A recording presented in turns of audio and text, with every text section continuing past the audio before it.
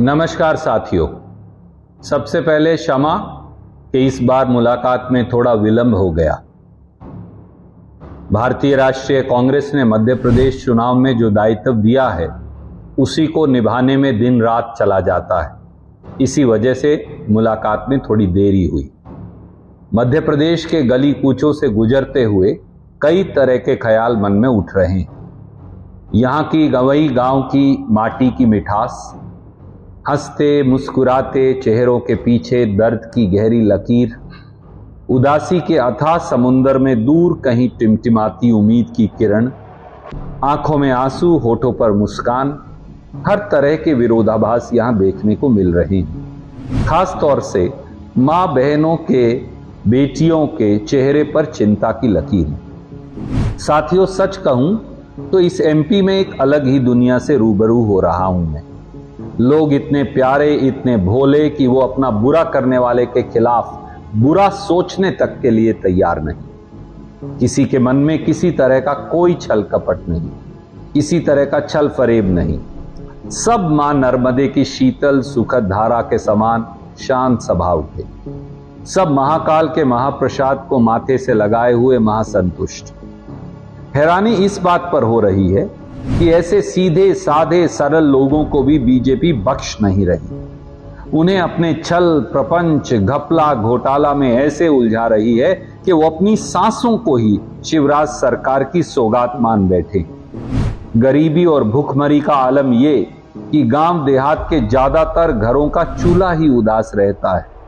आसमां को ही छत बनाकर उनके सिर को ढकना पड़ता है। धरती माता को ही अधिकतर लोगों को थपकी देकर सुलाना पड़ता है, क्योंकि आशियाने की तंगी है। कहने के लिए तो शिवराज सिंह मध्य प्रदेश के मामा हैं। याद करिए, मामा शब्द दो मां से बना है, मां और मां, मतलब दो मां की ममता समेटे हुए शब्द है मामा। लेकिन उसी मामा के राज में हर रोज 18 बलात्कार होते हैं पिछले 18 साल से। देश में सबसे ज्यादा लड़कियां मध्य प्रदेश से नदारद। संसद में मोदी जी की सरकार ने बताया कि 3 साल में 2 लाख बेटियां गुम हो गई। कहां गई हमारी बेटियां? क्या मासूम बच्चे और बच्चियों की खरीद फरोख्त का धंधा सरकार की मिलीभगत से चल रहा है? ये सबसे ज्यादा चिंता का विषय है अगर ये सच है तो। जब मुझे खबर मिली कि मध्य प्रदेश के कई इलाकों में बच्चे और बच्चियों के साथ ये हो रहा है तो एक बार भी तो मुझे विश्वास नहीं हुआ। लेकिन लगता है कि खबर सही है। संसद के पटल के साथ साथ मीडिया के संस्थानों ने भी इसकी पड़ताल की और कहा कि ऐसा दुरुस्त है। खास बात यह है कि इसके बावजूद यहां के ज्यादातर लोग अपनी बदहाली, बेरोजगारी, बेकारी, गरीबी, भूखमरी के लिए सरकार को कसूरवार तो मानते हैं पर कटघरे में खड़ा नहीं करते। साथियों, मैं सियासत की ड्योढ़ी पर खड़ा रहने वाला शख्स हूं, उसमें हिस्सा लेने वाला शख्स हूं। लेकिन आज सियासत की बात करने की इच्छा नहीं हो रही। मन में बस एक ख्याल आ रहा है, आखिर मध्य प्रदेश के 8.5 करोड़ भोले भाले और सीधे साधे सरल लोगों के साथ भाजपाई और शिवराज सरकार इस प्रकार का छल कपट कैसे कर सकती है?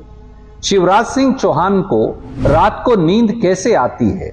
उनके मंत्री जोर जोर से उपहास कर और बड़े बड़े उत्सव मनाते कैसे हैं, जबकि मध्य प्रदेश इतनी पीड़ा से गुजर रहा है? आप सबको पता है, मैं हरियाणा की माटी से आता हूं, कुरुक्षेत्र की कुरुभूमि से आता हूं, कपिस्थल की तपोभूमि से आता हूं। जैसे को तैसा हमारे हरियाणा की माटी की तो तासीर है। कोई एक कदम आगे बढ़ाता है तो हम 4 कदम आगे बढ़ाकर उसे गले लगाते हैं। लेकिन कभी कोई एक सुनाता है तो हरियाणा के लोग तो उसे 4 सुनाने में चूकते भी नहीं। ऐसे में माननीय मोदी जी और शिवराज जी अगर हरियाणा के किसी व्यक्ति से दाएं बाएं करें तो समझ में भी आता है कि उन्हें सटीक जवाब मिलेगा। लेकिन मध्य प्रदेश के सरल और साधारण लोगों से सरेआम जो धोखा हो रहा है उसे देखकर मन में अथाह पीड़ा अवश्य होती है। कैसे उन्होंने डबल इंजन सरकार में डबल विकास, सबकी आय दुगनी कर देंगे, महिलाओं को डबल सुरक्षा करेंगे, मध्य प्रदेश को नंबर 1 बनाएंगे। ये तो जुबां पुरुष हैं। अगर मैं ये सही कह रहा हूं तो ये गपोड़ शंख है, और गपोड़ शंख रेडियो गप्पिस्तान चला रहे हैं। रिश्ता बनाकर राजनीति के गेम में इन्होंने महाकाल तक को नहीं बख्शा। महाकाल का परम भक्त, महाकाल परिसर में कंठी माला और भभूत लगाकर फोटो सेशन, लेकिन उसी महाकाल प्रोजेक्ट में 50-50% का कट और कमीशन।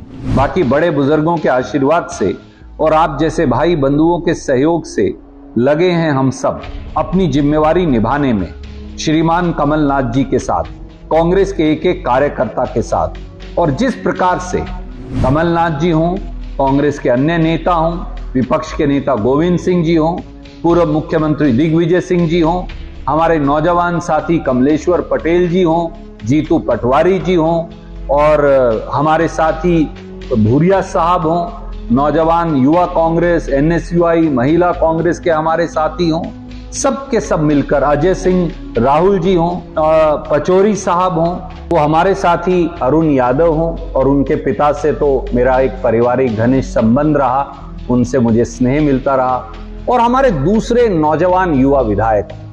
इतने सारे साथी यहां पर हैं, इतना सारा बेहतरीन नेतृत्व है कि हम सब मिलकर अपनी जिम्मेवारी लगाने में लगे हैं। तो हिमाचल और कर्नाटक के बाद यहां के चुनाव में भी कांग्रेस पार्टी अपनी अहम जिम्मेवारी निभाएगी। ईश्वर के आशीर्वाद के लिए प्रार्थना कीजिए, दुआ कीजिए कि कांग्रेस पार्टी और हम सब आपकी उम्मीदों पर खरा उतरें। नमस्कार।